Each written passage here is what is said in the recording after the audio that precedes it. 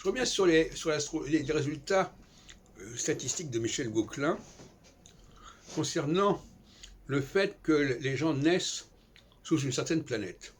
Il faut bien comprendre que ce système-là est un système sur lequel nous n'avons pas prise. Nous pouvons, dans mon système des phases de 7 ans, nous pouvons nous remuer, nous pouvons nous repositionner, etc. Et nous voyons ce qui se passe dans le ciel.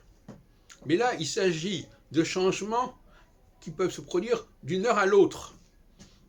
Et en plus, qui sont dans le domaine du subconscient, puisque ça dépend de l'enfant, ça dépend éventuellement de la mère, pas de la mère au sens conscient du terme, mais quelque part au niveau viscéral, etc. Donc on n'est pas du tout dans la même forme d'astrologie. C'est une astrologie qui est surdéterminée,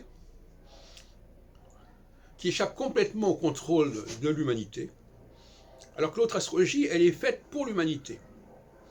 Donc là, il y a un clivage majeur. D'un côté, une astrologie que certains pourraient qualifier de naturelle, c'est-à-dire que les choses se font comme ça et on n'y peut rien. L'enfant né sous Jupiter ou sous Saturne, on n'y peut rien, c'est comme ça.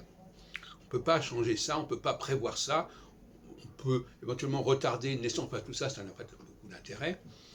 Alors que l'autre astrologie, elle, c'est une astrologie républicaine, c'est une astrologie où on voit les choses, ça commence, il y a un point de départ, il y a un point culminant, etc. Et c'est sur une période de 7 ans en 7 ans. Alors que l'autre astrologie, c'est une période qui va de midi à minuit. Enfin, je veux dire, c'est n'importe quoi. Bon, c'est pas n'importe quoi, mais c'est pas du tout le même genre d'astrologie.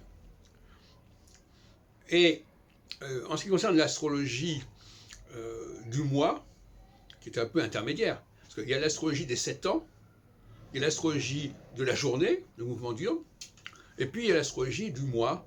On change de signe d'un mois sur l'autre. Alors effectivement, on peut décider du moment de la conception, et donc on sait à peu près de quel moment ça va. Alors donc cette astrologie-là, c'est une astrologie intermédiaire, celle du soleil dans les signes.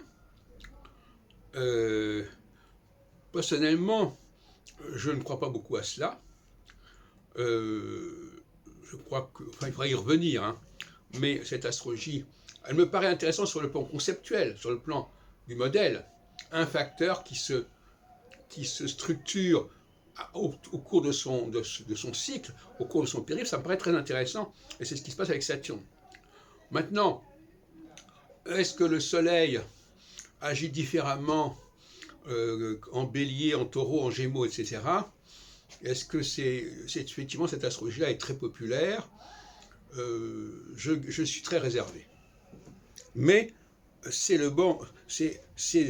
quand même une alternative très heureuse par rapport aux astrologues qui sont enfermés dans l'histoire du thème natal.